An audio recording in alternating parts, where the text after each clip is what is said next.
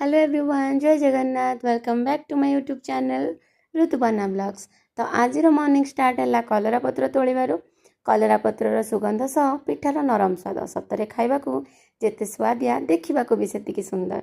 आज कहीं इच्छा है पिठा खाइबाकू तो मुझे सकाळु किछि पत्र तोड़ी आनी।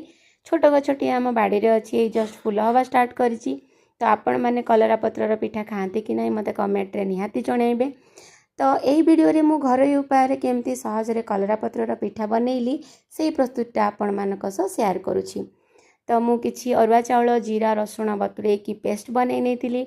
सेथिरे स्वाद अनुसार लुण हळदी गुंड लंका गुंड आउ टिके लेंबू रस देकी ताकू गोळै नेतिली। सेथिरे कलरा पत्र को बुड़ेई मु तावारे एमती भाजी नेतिली।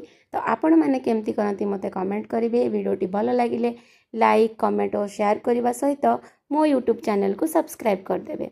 रहिली, जय जगन्नाथ।